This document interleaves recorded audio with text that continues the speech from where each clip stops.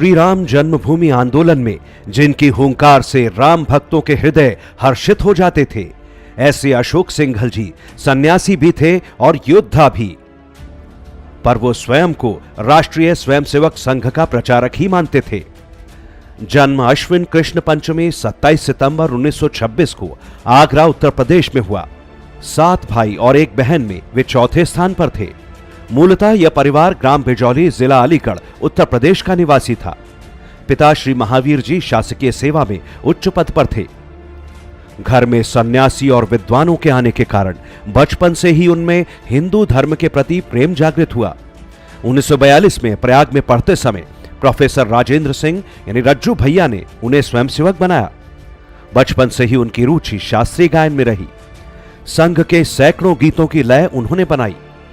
उन्होंने काशी हिंदू विश्वविद्यालय से धातु विज्ञान में अभियंता की डिग्री ली। 1948 में संघ पर प्रतिबंध लगा तो माननीय अशोक सिंघल सत्याग्रह कर जेल गए। वहां से आकर फिर 1950 में वे प्रचारक बन गए। प्रचारक के नाते गोरखपुर, प्रयाग, सहारनपुर और फिर मुख्यतः कानपुर रहे। संघ के द्वितीय सरसंघ चालक श्री गुरुजी से उनकी बहुत घनिष्ठता थी। कानपुर में उनका संपर्क वेदों के प्रकांड विद्वान श्री रामचंद्र तिवारी से हुआ। अशोक जी अपने जीवन में इन दोनों का विशेष प्रभाव मानते थे।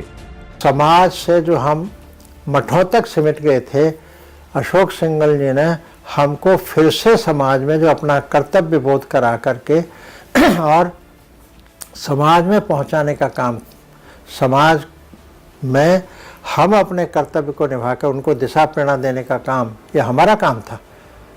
लेकिन यह काम अशोक जी की प्रेरणा से हमको समाज में जाने का यह दृष्टि मिली। किसी ने कभी ये नहीं कहा कि हमारी कुर्सी आगे लगनी चाहिए कि पीछे लगनी चाहिए। ये मेरा निजी अनुभव है। इसके पीछे अशोक सिंघल जी की तपस्या, संबंध नहीं, राम जन्मभूमि के प्रति उनकी तपस्या, उस तपस्या का फल सब संत अनुभव करते हैं। 1975 के आपातकाल में वे लोगों को जुटाते रहे।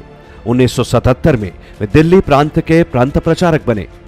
1981 में दिल्ली में विराट हिंदू सम्मेलन हुआ। उसके पीछे शक्ति अशोक सिंघल जी और संघ की थी। उसके बाद इन्हें विश्व हिंदू परिषद की जिम्मेदारी दी गई। एकात्मता रथ यात्रा, संस्कृति रक्षा निधि, राम जानकी रथ यात्रा, रामशिला पूजन, राम ज्योति आदि कार्यक्रमों से परिषद का नाम सर्वत्र फैल गया।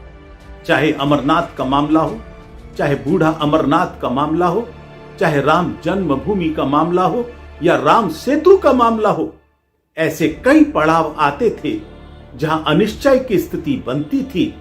लेकिन माननीय अशोक सिंघल जी एक निश्चय भाव से आगे बढ़ते थे और समाज पर विश्वास करते हुए उस कार्यक्रम को सफल कराया करते थे। परिषद के काम में बजरंग दल, परावर्तन, गाय, गंगा, सेवा, संस्कृत, एकल विद्यालय आदि कई नए आयाम जोड़े गए।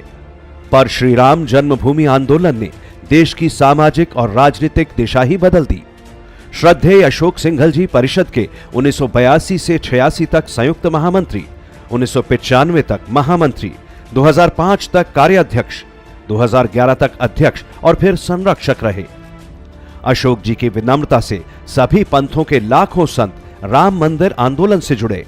संतों को जोड़ना, उनके दिमाग में यह राम मंदिर सामान्य राम मंदिर नहीं तो रामलला के जन्म स्थली पर मंदिर निर्माण का विषय है।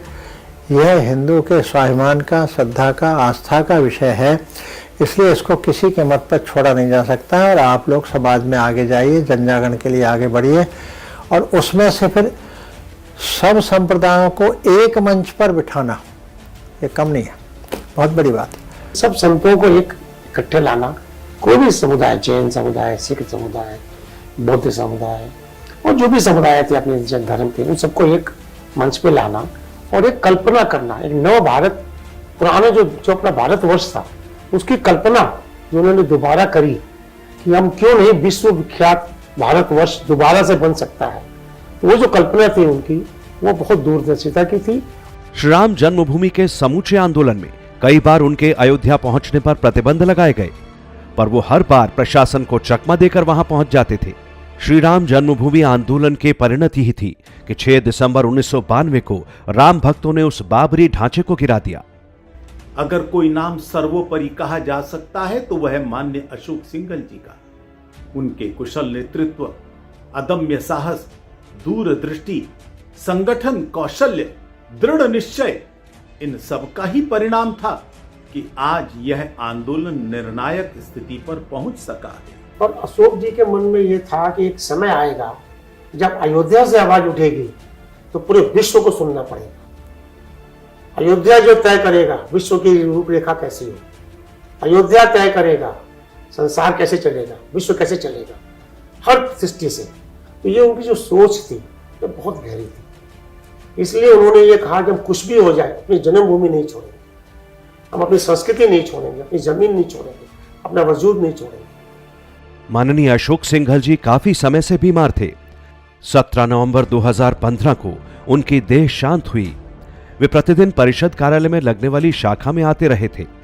अंतिम दिनों में भी उनकी स्मृति बहुत अच्छी थी। वे आशावादी दृष्टिकोण से सदा काम को आगे बढ़ाने की बात करते थे। अयोध्या में श्री राम लला का भव्य और दिव्य मंदिर उनके लिए सच्ची श्रद्धांजलि है।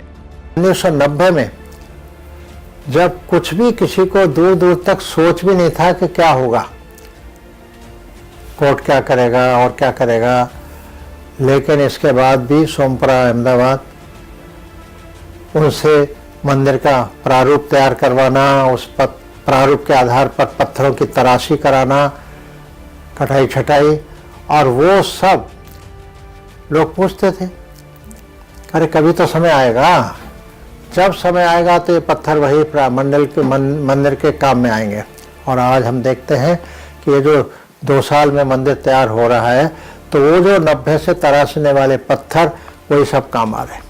अशोक जी हमारे बीच में नहीं है, लेकिन उनके गुण, उनकी स्मृतियां, ये सब हमारी यादों में शेष हैं। और राम जन्मभूमि पर भव्य मंदिर का निर्माण, यह माननीय अशोक जी के प्रति भी हिंदू समाज की सच्ची श्रद्धांजलि।